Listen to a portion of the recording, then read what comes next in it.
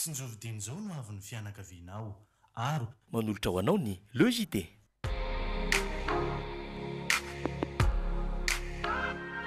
Bijouterie Pantsu manolotra anao ny logité. Anti-tache tsara be no ampiasaiko, manazava ny endriko sady manala tasy.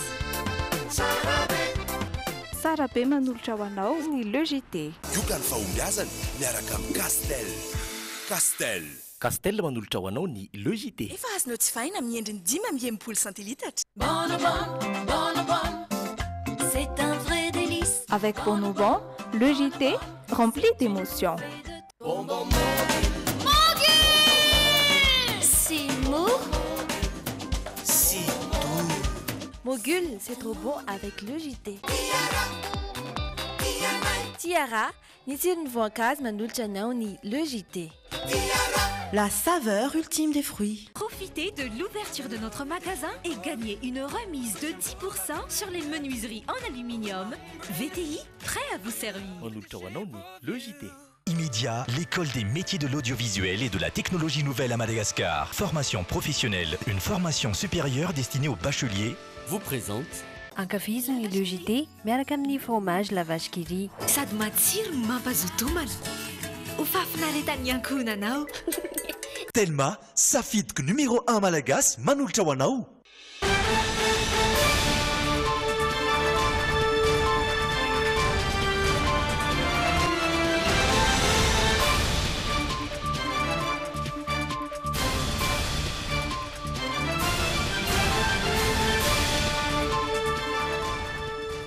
Faly miarabanao tompo lasy tompo vavy amin'izao takariva ny alarobia fa 7 ny volana martsa izao ialana tsiny ny fahataran'ny fotoana noho ny fanatsarana ara-teknika izay tsy maintsy natao hitsavetrany ao anatin'ireo vaovao isika afaka fotoana fohy ny tenako sy Piadina Razafindramanana no anaraka izany.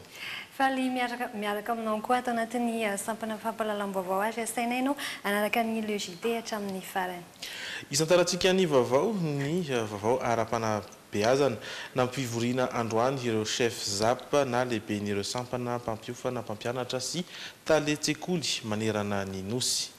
Ny ampiofanana azy ireo amin'ny PSE na ilay tetim-pivoarana ho an'ny fanabeazana no antony izany tsy adin'ireo chef zap kosa no nanamafy ny fangatahan'izy ireo tamin'ny ministry ny fanabeazam-pirenena dia ny isin'ny teti-bola manokana ho an'ireo zap toa ny Cisco tatra ny vavoatry miora miarzato sy Stéphane Jakotomalala. Ny ZAP na ny zone d'administration pédagogique des sampana iray anatin'ny fampianarana eo anivon'ny DREN sy ny Cisco. Ireo ZAP no misahana ny fampiofanana ireo mpampianatra sy ny taletsekoly ao amin'ny faritra iray. Arakaraka ny isan'ny sekoly ao amina distrika misy azy no mahabetsaka ny andraikitra sahan'ny chef ZAP iray. Kalamara izao ohatra chef ZAP ao amin'ny DREN Androy, Cisco Tsiombe, folo mahery ny sekoly andraiketany ary mandeha 80 kilometatra eo ny lalana alehany isaky ny mijery ireo sekoly ireo. Takiny araka izany ny mba hananan'ny chef ZAP teti-bola manokana ahafahana manantanteraka ireo tetikasa. Mba tokony hanana budget zahay chef ZAP manokana zany hanana budget ampiasanay. Ohatra zany mila zahay amba hoe mba hikarakaranay tadiavana karakaranay fitaovana fitaovana tahaka ny taratasy tahaka ny ampiasanay fitaovana ordinateur. Misa 7,7 ny chef ZAP panerana nosy nampivoriana teto amin'ny gymnase couvert Ankorondrano. Antony lehibe anfiriana azy ireo ny fanomezana fampiofanana ny tsirairay mikasika ilay PSE na ny tetim-pivoarana ho an'ny fanabeazana izay atomboka tsy ho ela eto amintsika. Eo ihany koa ny fampidirana azy ireo eo amin'ny tontolon'ny nomerika amin'ny lafiny ny fanabeazana. Fotoana izao ahafahana ihany koa mametraka ny fitantanana amin'ny fomba moderna ny raha fampianarana eto Madagasikara amin'ny fanomezana ireo fitaovana teknolojika zany amin'ny chef ZAP mba ahafahan'izy ireo mandefa ny vaovao rehetra manerana nosy amin'ny fotoana aingana daingana ahafahana manapa-kevitra rehefa misy izany. Ka misy zavatra roa zany fametrahana ny TIC na hoe technologie de l'information et de la communication amin'ny système éducatif eto Madagasikara. Ankoatra izay dia notolorana maro mpankasitrahana ihany koa ireo chef ZAP na vita be teo anivon'ny tontolon'ny fanabeazana. Marihana fa ny hariva teo no nisy ny fampiofanana. Fantatra fa ny zoma ho avy izao kosa ireto chef ZAP manerana ny Madagasikara ireto no raisiny filoham-pirenena Hery Rajaonarimampianina eny amin'ny lampam-panjakana Iavoloha. Fa anisany vaovao izay nisongadina ihany koa ny sary izay niparitaka atao amin'ny Facebook. Nanomboka ao Malomantsa dia nisy ny vaovao iray niparitaka tamin'ny tambazotra tserasera Facebook mikasika ny solombavambahoaka Abetafika Robertine izay voafidy tany amin'ny distrika Anisandra. Nambarany ary fa manala baraka azy izany vaovao izany ary avy hatrany dia nametraka fitoriana ny tenany, fitoriana izay mbola tsy voafaritra mazava hoe taiza no napetrany raha ny vaovao voaray hatrany. Tsy mbola fantatra ihany koa hoe miantefa aminiza ny fitoriana, tsy aivina fa tao anatin'ny 2 andro izay no niparitaka izany vaovao izany ary izay nahitana mivantana ny sariny ity solombavambahoaka ity. Maro avy hatrany ny liana tamin'ny vaovao ary nanaparitaka izany. Tsy fantatra ihany koa hatreto hoe iza no tena tompon'antoka tamin'ny fanapariana ny vaovao. Rasantsika araka izany ny toyny izany vaovao izany. Fa loza matsiraviny iray no nitranga tany Meritratosika andro any maraina tokony ho tamin'iny amin'ny 12 olona miisa 3 no namony ainy ny poan'ny kodiarana camion, ny iray maty tsy tradrano, ny 2 kosa tonga teny amin'ny hôpitaly vao tsy tana intsony ny ainy. Raha ny filazandreo nanatry maso dia teo ampanaovana soudure ilay fiara be izy ireo no nipoaka tampoka ny kodiarana vokatry ny hafanana. Raha ny vaovao varay hatrany dia ilay mpanampy ny mpamily sy ny mpanao soudure ary ny tompony orinasa ireto nindao sy ny fahafatesana tampoka ireto. Fahijery lafa vaovao hafa isika betsaka amin'ireo vovo nolavahana tany amin'ny faritra Atsimo-Nosy no efa tsy ampiasain'ireo vahoaka intsony satria tsy mamokatra rano na mamokatra ihany fa tsy azo sotroina. Anton'izany ny adisona hatrany ampandavahana ireo vovo ireo. Ho fialana izany dia hoezana ampanarana fenitra iraisam-pirenena ireo vovo vao ho lavahana manomboka eto mba ho tombotsoa ny vahoaka izay efa betsaka no manomboka aminjala rano. Mitatra ny vaovao ary Iandry Lalaina, Andriamasy, Doda Rajaonjato. Ny aiky ireo manam-pahaizana momba ny harenan-kibon'ny tany fa niena betsaka ny fatrany rano misy eto Madagasikara. Fienana vokatra ny fanimbana ny tontolo iainana ka misy fiantraikany amin'ny fiainana malagasy indrindra ny amin'ny tapany Atsimo-Nosy. Tazana ilay hoe miena zany na resaka renin-drano ireny fotsiny raha nijerentsika dia mifantatra hoe miena vao mahazo amin'ny main-tantsika dia ritra daholo ireny rehetrarehetra izany hoe izy ritra moa matetika na izy lasa any amin'ny sevaboly na izy mety any ambanin'ny tany. Efa ntaona maro izay no nandavahana vovo tany amin'ny faritra Atsimo-Nosy mba hanovozana sy hanomezana rano fisotro madio ny mponina. Maro to amin'izy ireny nefa no efa tsy miasa intsony ka nahatonga ny UNICEF sy ministerany rano sy angovo ary ny akoranafo anofany ireo manam-pahaizana sy mpiasa eny amin'ireo fikamanana tsy miankina ny gouvernemanta ary orinasa sy mpiasam-panjakana mba hafehy ny fandavahana vovo ahitan'ireo mponina tombotsoa. Manesika ny tanjona mba hiala asika naingana dia aingana amin'ny toerana misy asika satria araka ny voalaza tamin'ny kabary teo dia mbola tara dia tara nisan'ny firenena tara eo amin'ny famasihan-drano ny vahoaka ao aminy ny firenena malagasy zany. Zay ezana ho elary sika na amin'ny fomba faran'izay aingana zany rehetra zany. Firana maro aty Afrika toa ny Liberia, Malawi, Sierra Leone ary Tanzania no ahitana fa tao anatin'ny 3 taona dia efa tsy nampiasain'ny vahoaka intsony ireo vovo satria tsy nety ny fomba nandavahana azy hatrany am-boalohany na namokatra rano tsy azo sotroina akory. Ho fisoroana izany raha teo no anton'izao fifanana izao. Androany notolorana ny mari-pahaizana ireo mpiofana manodidina ny 7. Fa eo amin'ny fifandraisan'ny Madagasikara amin'ny anivelany dia andao ny Madagasikara amin'ity farany herinandro ity i Robert Yamate mahasoivon'ny États-Unis miasa eto amintsika. Tapitra ny 3 taona fepitaona ambassador azy eto Madagasikara lanona izany indrindra dia nisy ny valan-dresaka farany nataony androany fotoana nanamafisany fa mbola mafy orana ary tsy miaratsy mihitsy ny fifandraisan'ny États-Unis amin'ny Madagasikara. Nanomeny heviny mikasika ny toe-draharaha eto amintsika ihany koa izy indrindra mikasika ny fividianana ho avy. Tapitra ny Antsiprian Zay, Rijataina sy Dolfa Rakotoniaina.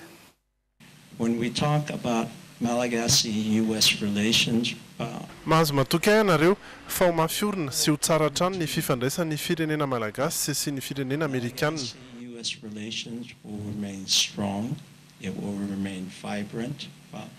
resy lahatra tanteraka amin'izay fahatsarany fifandraisana izay ny ambassadeur Robert T. Yamate nanisy aza ny fiovan'ny mpitantana tany États-Unis ary nasamihafa aza ny fijery ny filoha teo aloha Obama sy ny filoha ankehitriny. No mafisy ny Robert T. Yamate ihany koa fa tsy nanimba ny fifandraisana ny fampiatsoana azy farany teo teny amin'ny ministera ny raharaham-bahiny malagasy. I was convoked by the foreign ministry.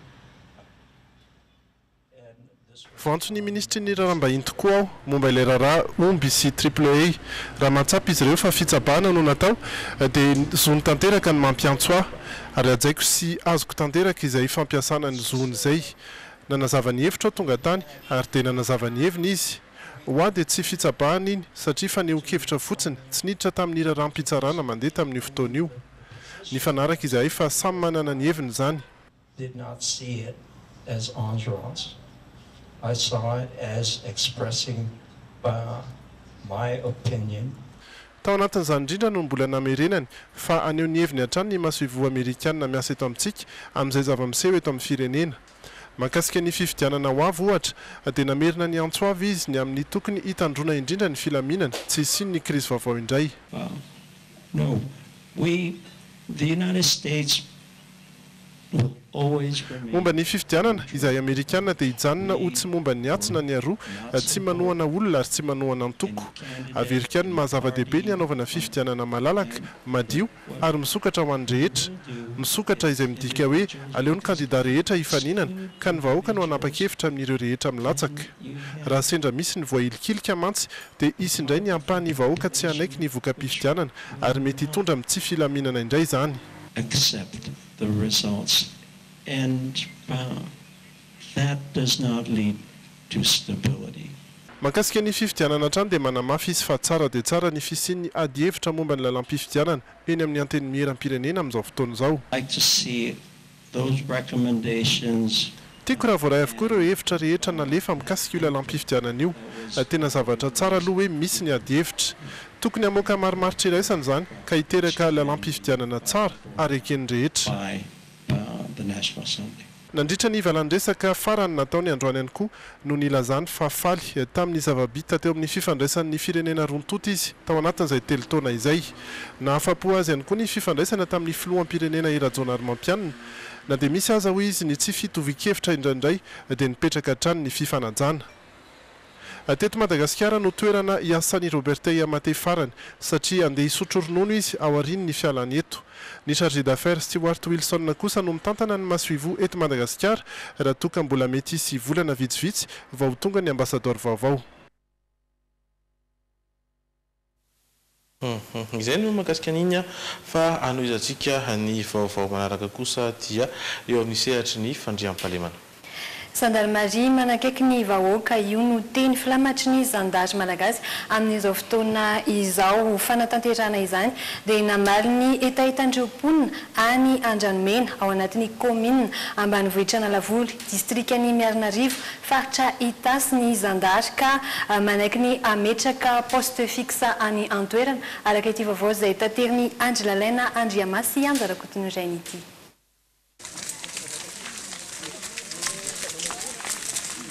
Toerana anjakany tsy fandriampahalemana tokoa raha neto Andranomena atao anatin'ny commune ambanivohitra Analavory distrika Miarinarivo faritra Itasy. Toerana izay fandraisan'ireo commune ambanivohitra telo samihafa dia Ambalanirana ao anatin'ny distrika Antsoromandidy sy Andolofotsy ary Analavory ao anatin'ny distrika Miarinarivo. Mitebiteby andro aman'alina ireo mponina. Fandriampahalema no tena mampitebiteby anay ety amin'izao tantsaha. Amin'ny andro alina tsy matory, andro atoandro tsy vatiny fa tena ihany malahiranao ety. Na hiasa ary zaza tsisy asa vita. Lafa tolaky ny andro fa tahitary hetahana anaty ala fa tsy mbatrano tsy mipetrahana fa ala no petrahana ty fa tsy misy hoe matory an-trano. Nanao fangatana tany misy olombava-moaka noho izany ireo fokon'olona izay nampiany fikambanana Angela ka nahazo tobiny zandary. Velom-boly izy ireo ary nome toky ireo zandary hiasa eto fa hifanampy amin'ireo fokon'olona mba hametraka ny fandriampahalemana. Etsy ankilany dia mbola nampanantena amin'ny filohan'ny fikambanana Angela fa mbola vonina anampy ny vahoaka Andramena sy manodidina. Ny fondation Angela moa afaka mame toky foana mandray tanana raha mahaso vahoaka le izy ary mbola aseo mbola mamerina ny fitenenana teo mbola vonina anampy sy anome raha fotodrafitrasa anaovana an'ilay poste avancé mba handroso kokoa zany ilay izy mba mihoatra ny zava-bitantsika androany. Etetany roapolona ao anatin'ny fokotany fito mandrafitra nandramena ihany koa ny anokafana indray ny toby-pahasalamana nitsoaka mantsy ny dokotera Tato Fahiny noho ny tsy fandriam-pahalemana tany an-toerana. Ankatin'ny fetin'ny Paska ary ao anatin'izay ihany koa no hikarakarana ny hetsika foafoy eny amin'ny village voara Antotapenaka efa vonona avokoa handray ireo vahiny sy ireo mpitsidika sy ireo mpividy entana ny eny Antotapenaka amin'izao fotoana izao arahantsika ny sary maneho izany. Iray andro mialohan'ny hetsika foafoy de Pâques andehan'ny faharoa efa tomombana avokoa ny fanomanana. Efety amin'ny village voara Antotapenaka mitona entana sy manangana ny trano evan'ireo mpandray anjara. Ny hitanareo moa dia efa vonombonina daholo ireo mpampiranty rehetra izay maro be tokoa ny tonga eto manolotra tolotra miavaka ary misy ny ataoko hoe fianam-bidy ngamba no an'ny sasasasany amin'izy ireo. Azo antoka araka izany fa ahita fafinaretana avokoa isika mpitsidika rehefa tonga ety an-toerana. Tsy voatery hoe entsena fotsiny ihany no antondianao mandritra ny foire de Pâques fa azo atao tsara mihitsy ny miala voly ary manomana tolotra maro amin'izany ny mpikarakara. Isan'izany fety foraine izay nomaninay misy toerana natokana ho an'ny animation izay maro be ary surprise maro be miandry asika. Tsy mena tamin'ny andiany voalohany ity etika foire de Pâques manaraka ity mahery ny roanjato ny mpampiranty ho avy ety Antotapenaka anome tolotra samihafa ahafahan'ny tsirairay manomana ny fetin'ny Paska. Ety amin'ny foire de Pâques indray ary ny fotoanantsika manomboka rahampitso alakamisy 20 martsa, ny zoma 3 martsa ary ny asabotsy 3 martsa izao. Saza ny rehetra ny vidim-pidirana satria 2 arivo ariary ho an'ny olon-dehibe ary 1 arivo ariary ho an'ny ankizy latsaky ny 10 taona. Dia manentana antsika izany ho avy ety amin'ny village voara Antotapenaka manomboka rahampitso 29 marsa ka hatramin'ny asabotsy 31 marsa ho avy izao satria tena hiavaka ity andiany faharoa amin'ny foire de Pâques ity dia mirary fety sambatra antsika sahady amin'ny fetin'ny Paska ho avy izao. Mbola ao anatin'izay akatoko ny fety izay hatrany Pierdine. Amin'izao ankatoko ny fety izao tokoa dia manatanteraka fihenam-bidy amin'ireo tolotra rehetra misy eo amin'ny Splendide Beauté etsy Antamena. Ny fikarakarana ny taovolo sy tarehy, eo ihany koa ny manicure sy ny pédicure ary ny massage no iarahan'izany fihenam-bidy izany. Manomboka ny zoma izao ny tolotra ary ny 6 aprily vao hifarana araka ity vaovao ity.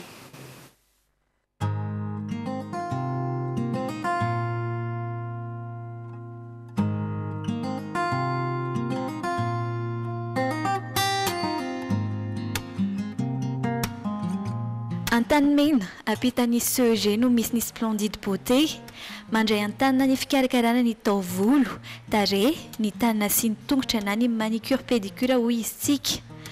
Amin'ireo tolotra rehetra ireo dia misy fihenam-bidy atolotra izy ireo ho an'ny mpanjifa rehetra amin'izao akatoko ny fety izao hatramin'ny 30 isanjato izany fihenam-bidy izany. Ka amin'izao fety izao Splendide dia manolotra anareo fihenam-bidy 30% ho an'ny zavatra rehetra izay ataonareo ato. Ao anatin'izay ny brushing, ny vernis, ny massage, ny maquillage. Ny saran'ireo massage ireo ihany koa dia hiara ny fihenam-bidy. Ato aminay ihany koa dia manao massage facial, massage du dos, massage des pieds ary ihany koa massage corporel izay hiara ny fihenam-bidy amin'izao akaikin'ny fety izao. Misy ihany koa ny massage amincissant, massage 5G. Koa manasa anareo ho anareo izay te hanala zanana na ihany koa te ahi amin'ny alalan'ny massage ho atao amin'ny Splendide ary anararoatra fihenam-bidy atolotra anareo. Ny 30 volana martsa ho avy izao hatramin'ny 5 volana aprily no miatra izany tolotra omeny Splendide Beauté izany.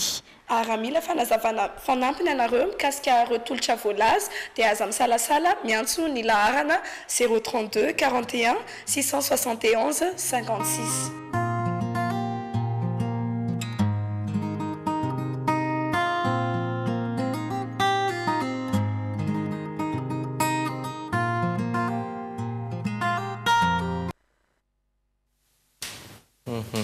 fa izay vaovao izay ihany koa no mitondra amintsika amin'ny maresaka avy any ivelany. Maro ireo olona nidina andalambe tao Moscou maly izy ireo izay mitaky ny mangarahatra tamin'ny aitrano mahatsiravina niseho tao amina ivitoeram-pivarotana iray tao Kemerovo andro vitsy lasa izay ity aitrano ity izay ratsy aivina dia nahafatesana olona 10 mahery. Des centaines de manifestants sont descendus dans les rues de Moscou pour réclamer la vérité et crier leur indignation après l'incendie. Raha ny salanisa farany voaray mahatratratra ny amin'ny 420 mahery ireo olona namony ainy tao amina ivitoeram-pivarotana iray tao Kemerovo 4 andro lasay. Ny ankabeazan'izy ireo dia ankizy avokoa. Hatreto tonga hatrany amin'ny 17 mahery ihany ireo tsy hita popoka. Mitaky ny hitohizany fikarohana sy hijerena ny anton'izao araka izany ireto olona nidina andalambe omaly tao Moscou ireto. Les pompiers m'ont tiré par Tsy navelan'ireo mpamono afitra ao amin'io ivitoeram-pivarotana io aho notazomin'izy ireo ny tongotro roa. Niantso ny zanako tamin'ny fotoan'io laza izy fa tsy nahavita ny ainy intsony. L'enquête a d'ores et déjà établi. Fantatra kosa izao fa ny laklosy fanairana no tsy nandeha efa ho andro maro talohan'ny loza. Tompony andraikitra 10 miaraka izany no voatery nosamborina vokatr'izay. Natokana i Rosia ho andro fotoana nanomezam-boninahitra ireo trabonana io. Ny filoza efa tonga namangy ny havan'ireo niarambony ary nanambarany fa tsy atao vita mora izao. Négligence criminelle et du laisser-aller. Fa ny farana androany ny fihodinana voalohany amin'ny fifidianana filoham-pirenena tao Egypte ny filoha teo aloha Abdel Fattah al-Sisi sy ny Moussa Moustapha Moussa ihany no kandida ny fanandrina tamin'izany ambany ny tapavitrian'ireo olona tonga nifidy tao Egypte nandritra ireo 3 andro ny fanesy ireo amin'ny alatsinainy herin'ny androany kosa no ivaly ity fihodinana voalohany ity fanadiadiana. Nanomboka ny 20 martsa teo ary ny farana androany 20 marsa ny fihodinana voalohany amin'ny fifidianana filoham-pirenena ao Egypte. Mbola mitana ny safidy maro hatreto ny filoha teo aloha Abdel Fattah al-Sisi raha toa ka tsy heny ny mpifanandrina aminy Moussa Moustapha Moussa. Ity faran'izay mpifanandrina tokana amin'ny filoha Abdel Fattah al-Sisi marina fa maro ireo kandida nirotsaka hofidiana saingy izy roa ireo ihany no nahafeno ny fepetra ilaina. Anisan'ireo nanambara ny ilatsahany hofidiana tamin'ny volana novambra lasa teo nefa tsy nahazo alalana tamin'ny tafika izao i colonel Ahmed Konsoa. Ny volana desambra lasa teo araka izany dia nosamborina ny tenany ary nogadraina enim-bolana an-tranomaizina. Ny ala andarana avokoa ireo kandida rehetra ary Abdel Fattah al-Sisi sy Moussa Moustapha Moussa irery ihany no nifanandrina. Ambany ny tapavitrian'ireo mpifidy tamin'ity taona ity raha oharina tamin'ny taona 2012 sy ny ohatran'ny 50 isan-jato izany. Amin'ny 20 ka hatramin'ny 20 aprilo avy izao kosa no anatanterana ny fihodinana faharoa raha ilaina izany. Amin'ny herin'ny androany no ivaly ity fihodinana voalohany amin'ny fifidianana filoham-pirenena ao Egypte ity. Izay ny vaovao azona tolotra tamin'ny tapany voalohany iny hiditra ao anatin'ny tapany faharoatsika ijery ny zanam-pandahana portrait ny insolite sy hiaraka amin'ny rajao ihany koa anaraka dokam-barotsika izao.